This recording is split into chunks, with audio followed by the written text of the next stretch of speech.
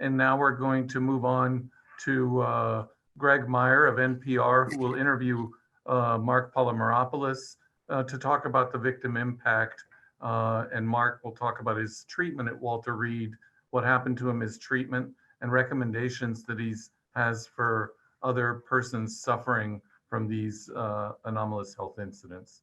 Thank you. Okay, Greg and Marc, you're on. Okay, great. Marc, thank you for joining and telling your story a little bit. Suzanne and Dan, you guys were great. Really gave us a great overview here. And Marc, since you've been someone who has spoken out on this issue, I wanted to start a little bit just with your own personal story. Tell us how, from the beginning, how you got recruited and got into the agency in the first place. Thanks, Greg. Can everyone see me here? Is it working? No. We can't see you just yet. All right, now I can start my video. All right, there we go. Okay, so first of all, thank you all for having me here. It's one of these things where I'm in a public face, my story and my life journey. The last thing I ever want to do is this right now. It's important that I talk about it, but this is certainly not how I want my legacy to be or how I want to be remembered. But it's just really unfortunate what happened to me in 2017. So I've certainly turned into an advocate for kind of healthcare for the victims. But look, I joined the agency in 1993. I grew up in New Jersey. I was born in Greece. My dad was Greek. My mom was American. I had a kind of a very unique background. Spent a lot of time overseas. I went to Cornell University, ended up getting recruited right out of there, and ended up at CIA for 26 years. I did 7 tours overseas, spent almost 3 years in the war zones, places like Iraq and Afghanistan and other locations, I can't really talk about. Risked my life a great deal, and certainly had my ups and downs. I mean, it's there's heroes at the agency. I was not better than any of them.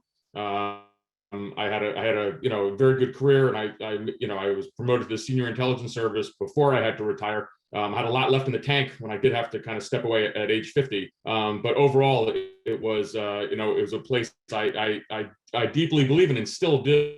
And so, one of the really challenging things for me, as I have been so outspoken in terms of for the victims, is that I still and we could talk about it. There were also some really hard times when I came out in public, when I really was ostracized by a lot of people there. So it's maybe it's appropriate that we're talking to psychiatry department now, because it's been a really unique and interesting journey with a lot of ups and downs for me. Marc, yeah. So I know you, as you mentioned, you can't really talk about everything you were doing in your overseas assignments, but I know you can talk a little bit at least about Iraq and Afghanistan. And you were a healthy guy. You're always working out. Talk about before this episode happened, what health issues you might have been concerned about, safety concerns you had when you were working in places, and perhaps Iraq and Afghanistan a little bit in particular. Well, Greg, that's really important because, again, I was on, the tip of the spear. And again, there's a lot of heroes at CIA, so I'm not better than anyone else. But, in February and March of 2002, I found myself in Afghanistan. It was, soon after 9/11. I was a base chief in Afghanistan for a year between 2011 and 2012 along the Pak-Afghan border. And, we were in daily firefights, with Al-Qaeda and the Taliban. I was, one of the first officers in Iraq with the invasion. I was living up with the Kurds, and I went in with naval special warfare units, with the invasion, with the infill. And so I was, very often I raised my hand, like a lot of people did. Again, I'm not remarkable in that, but certainly I was in, good physical condition, and certainly, considered an officer who always stepped up. And so, this was, I think back to how I am now, and some of, the kind of the health issues that I've had after what happened to me in December 2017. And, and I think of what my kids, as they saw me before, they called me, their Superman, and I get emotional talking about it. And then, starting December 2017, I have, splitting headaches, and I couldn't work anymore, and really degenerated a lot. And so it's been really difficult because I was, I really thought of myself as on the tip of the spear in the intelligence special operations community. And then I really wasn't. It's I'm not sure I'll ever get back to that, that again. Right, right. So if we could just back up a half step, after these overseas tours, you come to CIA headquarters. You're in a very senior position. And in December 2017, you take a trip to Moscow as a CIA officer. And I gather you were declared, they knew you were coming. Just walk us through what your position was, what that trip involved. And I throw this out because I have to all the time. Everything I talk about now has been cleared by the agency, so no secrets are going to be revealed.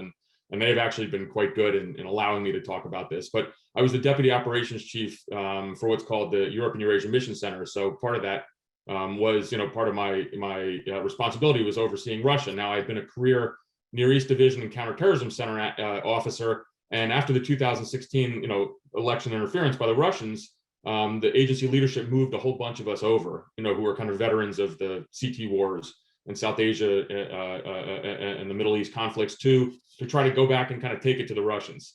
Certainly not in the same way as what we did in the war zones, but just to have that same kind of mentality. So, I was given a very senior position, and as part of that, I had to do something called area familiarization, which means I had to travel to Moscow, to meet the ambassador at the time, who was John Huntsman, who was an outstanding public servant. He'd been ambassador, I believe, in Beijing, former governor, but also as part of our routine duties to meet with my counterparts in the Russian security services. So it was a 10-day trip in December 2017, not operational at all. Fully declared to the Russians. Now they didn't want us to go, and they kind of complained and asked why we were going. So there's a little bit of tension in the visit. But nonetheless, I wasn't nervous about this. I wasn't thinking anything of it. You're staying at a 5-star hotel 2 blocks from the U.S. Embassy, and so very as routine can be. I was actually, frankly, excited. I was eager to actually go see, a country that now I had responsibility over. But I'd spent my whole career in the Middle East, so I never had the opportunity before to go there. Right. And then, so you're at this Marriott hotel and the U.S. Embassy. I suspect many of our viewers know, but it's right in the center of Moscow, this city of 10 or more million people. And in the middle of the night, something happens to you. Could you just describe that? Sure. And again, let me say I'm not the bravest person, whoever hit the streets for the agency, but I just will say that what happened to me that night was truly terrifying, because I woke up in the middle of the night. I didn't hear anything, but I just woke up. It was in the first couple nights of the trip, and I had a case of extreme vertigo. Now this happened 4 years ago, so the way I describe it is the way I remember it. But remember, it's been a while. But it was extreme vertigo. I had a splitting headache. I had tinnitus, ringing in my ears, and I felt like I was going to be physically, sick. But it was the vertigo that was terrifying. I had never experienced anything like that. And I knew something had happened. Now, my first inclination was, wow, maybe I ate something bad. I mean, I served many years in the Middle East and certainly gotten sick before. Nothing like this, but I figured it might have been food poisoning.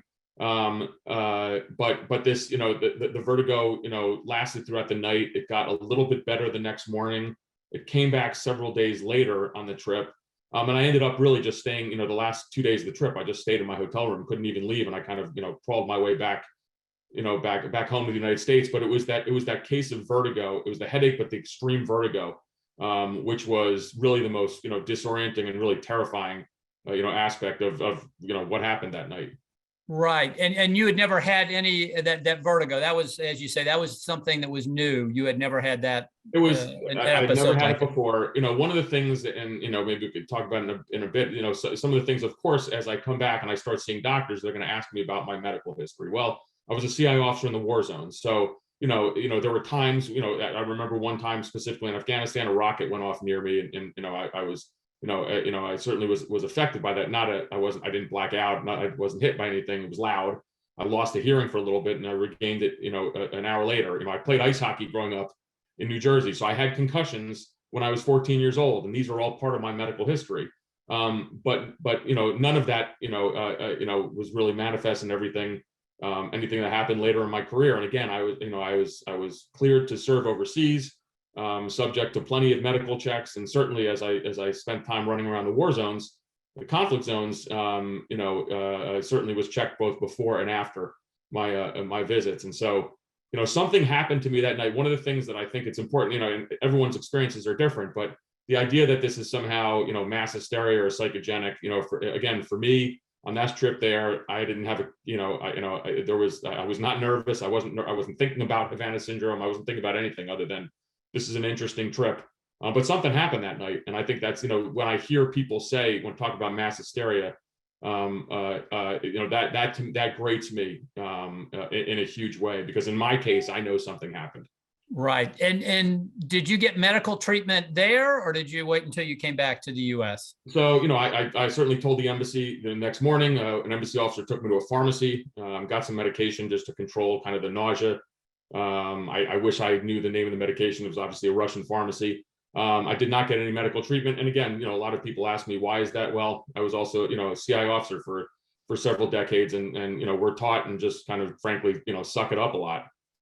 So I did not go to the medical unit at the embassy in Moscow. I did, though, when I returned to the United States, go to CIA's, the Office of Medical Services, CIA medical unit at headquarters, because, particularly not only in December, but really into January and February, my condition deteriorated in such a dramatic fashion that, by February, actually it was March, I had, my huge kind of cognitive loss. I had terrible brain fog. I lost my long distance vision. I couldn't drive. The headaches were blinding at that point. And so I knew something really was wrong. And that's what kind of started, this interaction I had with, unfortunately, our medical staff at CIA, who really just, did not believe that anything had happened to me. That's kind of the whole struggle for medical care that I had with the agency, with OMS for years. Right. So let's talk a little bit about that. I mean, were you still going into work? What kind of doctors were you seeing? What sort of diagnosis, if any, were you getting at that point? And just walk us through that process a little bit. So I went to OMS when I came back, and they put me through the Havana Syndrome protocols, because when I'm talking about vertigo and headaches, they decided that I did not look like the victims from Havana. Ultimately at that point, I think they had already been going to the University of Pennsylvania. That ultimately was a place I kept asking to go to Penn. But they frankly, didn't believe me. Now there were some junior doctors in OMS, and I have to be, careful in what I say, but there are some really good people there, and they actually did try to help me. But the senior officials, I just could never get any kind of traction with that. So I started going off on my own to doctors, and I saw obviously neurologists and infectious disease specialists and allergists. I had, with pain doctors, I had, all sorts of kind of steroid treatments, and we were trying anything at that point. I was able to go to work for 2 or 3 hours a day, throughout 2018, certainly 2018. And by the way, I was a senior officer, so the deputy director of operations, the head of the Europe Eurasia Mission Center, everyone knew my condition. And so one of the things that, people, my colleagues knew that when I came back from Moscow, something bad happened, because effectively I had a very senior position in the director of operations, but I was only going to work for a couple hours each day, and that just never got better. To the point where I knew I could retire in July of 2019, and I told everyone I would, even though I was even moved up to being the chief of operations for the mission center as well. But I just could not do my job, and my condition was getting worse. Look, even to this day, it's been 4 years. I still have headaches, but by the time I retired in July of 2019. The headaches certainly, were getting more severe. Now, the agency finally, upon retirement, as I was walking out the door, agreed to send me to either Penn or the National Institute of Health, NIH. I chose NIH because it was more local. Probably a mistake at this point, because in essence, NIH was just a research study. But I did go to NIH and kind of, had kind of, a whole bunch of kind of evaluations. And that's what started kind of the next step is after in retirement. As I'm walking out the door, some of my other colleagues in EEMC are starting to come to me and saying these things are happening to them as well. And so I was able to then follow them in retirement as they went through their struggles, and ultimately, led them to Walter Reed, and then my having to, my going public, and, begging for care as well as again, my repeated requests for medical care, this time at Walter Reed, were denied. Right, and just again, I suspect that a lot of the folks watching are aware of the amazing facilities at Walter Reed, but certainly over the past 2 decades of war, their sort of studies of brain injuries or brain trauma has produced some pretty extraordinary results in treatment. So could you talk about why specifically you wanted to go to Walter Reed and how you Sure. eventually got there through a pretty difficult process? So I was the second patient to go there. The first patient, obviously, I can't tell you their name, who was pretty severely affected. Made it there after a bit of a struggle, but he had found that it was really helping. And so in 2020, I started making. I had an official point of contact within the agency, and I started making requests to actually just simply to get referred to Walter Reed as well. And the answer was no, and I was denied, repeated times. Now, meanwhile, my colleague is having some success. So ultimately, I made a very difficult choice in October of 2020, is where I met a journalist named Julia Yaffe, who wrote for GQ. She is an expert on Russia, speaks native Russian. And I told her my story with the idea of going public, simply to in essence beg the U.S. government to send me to Walter Reed. And that story came out in October 2020, which first of all, the agency relented immediately because there was a lot of pressure on them. This was a pretty awful time for me because I was totally ostracized by a lot of my former colleagues because I had gone public. But ultimately, I did get to Walter Reed in January of 2021, and that really did change my life. I was not in good shape when I got there, both with my headaches. I was having some more bouts of vertigo, but also the anxiety that I had developed, which I understand now is not unusual for TBI patients, but the anxiety also from being, ostracized and shamed by my old colleagues. I mean, people, I've been friends with for decades, were told by agency lawyers not to speak with me, which first of all is wrong. But it was a really awful time. And so I needed both, medical care for my condition, but also needed some mental health work as well because of when I got there. And the amazing thing about Walter Reed is, it is a place where 18 different specialists for about a 1 month period just kind of take a look at you for 10 hours a day. Their TBI program has been around for decades. Obviously, with 2 decades of war, they've had a lot of experience. But it wasn't only kind of pharmaceutical options, and obviously there's a lot of medical professionals here who know far more about this than me. But it was also things like sleep hygiene. I had developed awful sleep apnea, which again I understand almost half of TBI patients suffer from. There's things you can do about nutrition and meditation. There's physical therapy you can do. I developed so much chronic pain. And so it really was a place that gave me tremendous kind of some tools I can use and some hope. And I can't, say, enough of how important that was. Interestingly, when senior administration officials, including the director of the CIA, eventually visited Walter Reed, one of the messages they got was, the shame and the stigmatization that you give that people are putting on victims is as damaging in terms of mental health as is kind of the pain they're suffering in terms of the headaches and the vertigo and tinnitus and other things. And so really Walter Reed, I credit them tremendously for my recovery. I'm not there yet. My head is still killing me right now, but I'm in a much better state. And it was such an awful kind of experience in begging for healthcare. It really, and honestly, Director Burns, when he came into office, really turned things around in terms of care for the victims, certainly reaching out to me personally on numerous occasions, even, as just several weeks ago, and just ensuring that we're doing okay. Because this is a pretty awful journey. And, ultimately, you have situations in which, there's no visible injury. If you see in the back, I have a painting in the back here that we made at Walter Reed. It's a black canvas with a red splotch of paint, and we called that the gunshot. That's what we wish we were hit by. I wish I had a visible wound to show people. Maybe people would believe me. And even now, I run into agency colleagues. I live in Northern Virginia. I run into agency colleagues, and I can see they look at me in a different way. I think everyone's kind of wondering, are we all making it up or not? There's a mental health aspect of this that is absolutely crushing. That it's been really hard for a lot of us.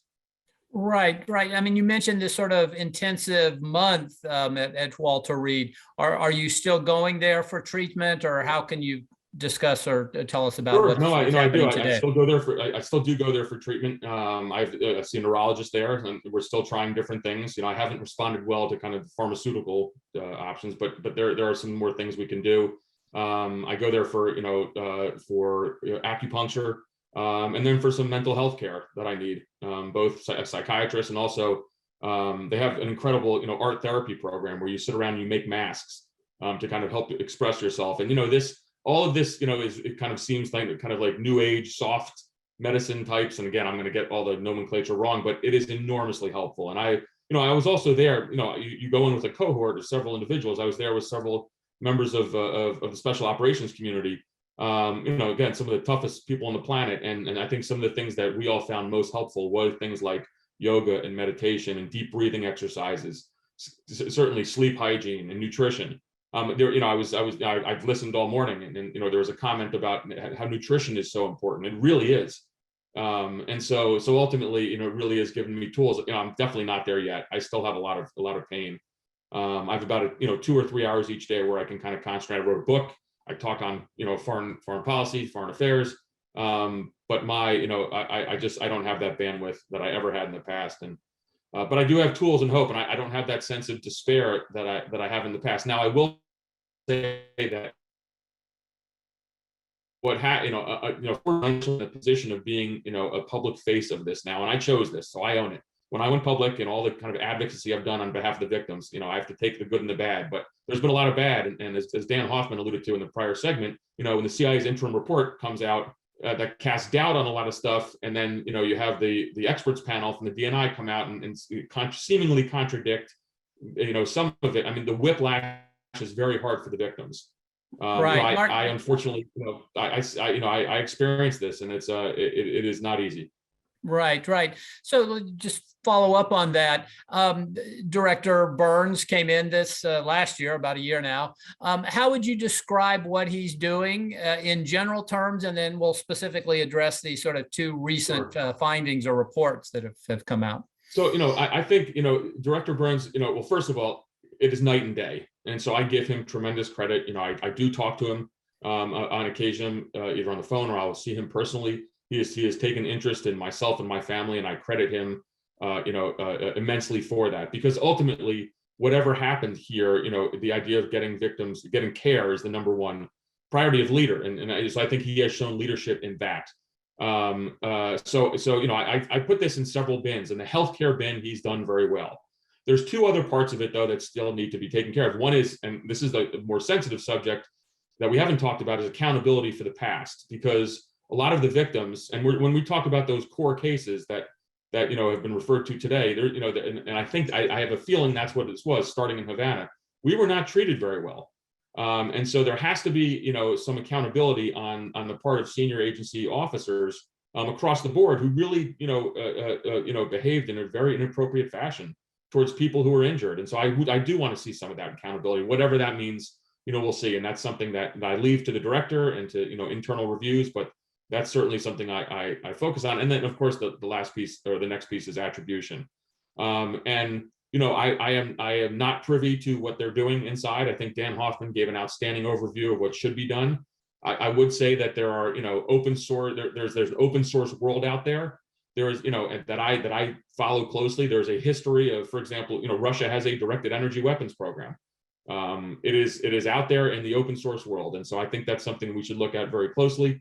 But ultimately, I would argue that it took us 10 years to find bin Laden. This investigation has gone on for 7 months. I don't know, why we need interim reports. I do know that we just need kind of that same kind of focus, drive, and determination, moving forward. Because again, this whiplash back and forth, I don't think it's good for the agency workforce. It's certainly terrible for the victims. I felt a sense of betrayal, with kind of some of the statements that were made, with the CIA interim report, because it was really, the word was strangely worded, and ultimately kind of the lead and everything is that everyone's making it up, and then you feel a sense of you feel maybe things are turning in a better direction with the experts panel when they say, well, actually no, there are several dozen cases that we still need to work on, and so we do kind of live and breathe this every day. I will say one more quick thing, just in terms of myself. One of the other things with Walter Reed is they did diagnose me with a mild traumatic brain injury, and that to me was really important, because as the agency for years had said I did not suffer anything. Walter Reed, did provide me with that diagnosis, which again is something I could at least, I could say, okay, this is real. Something happened to me, and that even for my own kind of mental health perspective was really important. Marc, there's so much more to talk about here, but we're running short on time. I see a ton of questions coming in.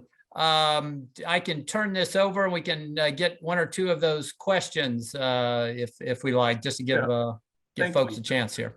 That'd be fine, Greg. Marc, thank you for your presentation and your being willing to share your story with our listeners today. And as you know, this is being recorded and will be posted on the website. So we thank you for your service, your courage, and your talking about your care.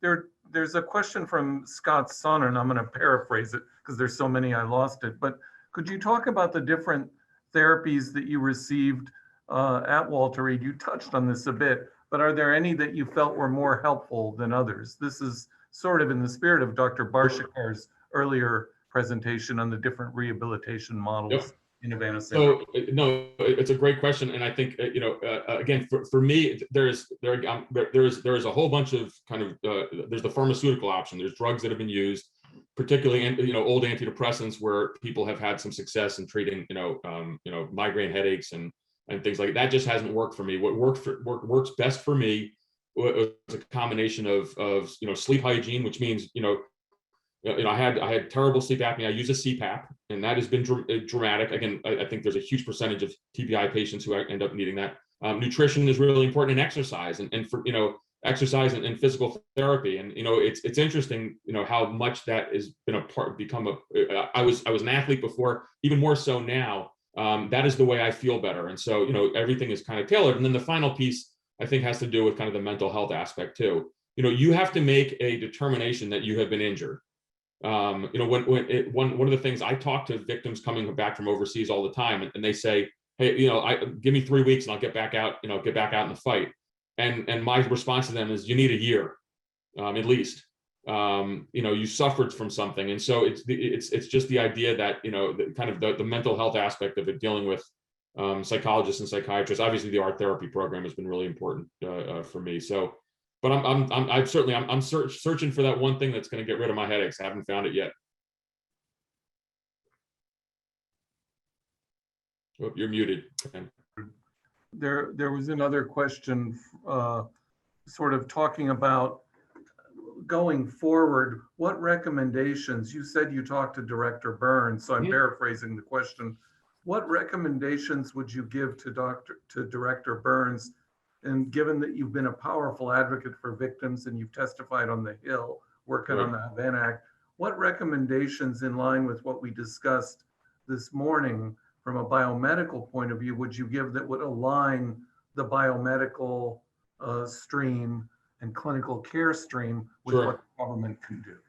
Well, I mean, so it's allowing for medical, it's access to medical care. It's pretty simple.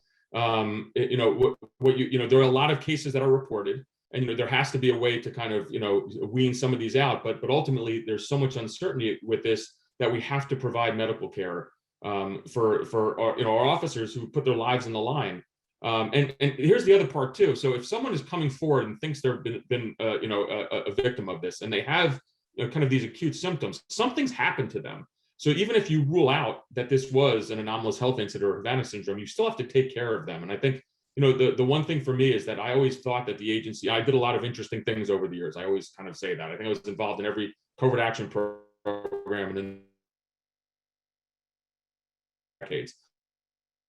I knew the back, something went wrong if I got jammed up, and they didn't for a long time. But so that can easily reverse by just having a default position of we're going to care for our officers who are injured. And then the other piece for the directors, just keep the investigation going. I mean, an absence of intelligence on who is doing this does not mean there is no state actor. Now, I'm not saying there is, but this is 7 months in. It took us 10 years to find a guy hanging out, in a city in Pakistan. And so just have some patience. It's really important. And I know there's a lot of frustration that even over the last 7 months, we haven't found anything or have found a cause, but ultimately we got to keep going and just have that kind of the same kind of fortitude that we do on really tough problems like, spy hunts or counterterrorist issues. But ultimately, to keep the investigation going, we don't need interim reports. We don't need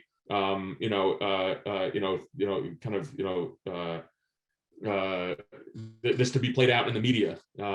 Trust me, I would prefer never to have another press interview again if it was my choice.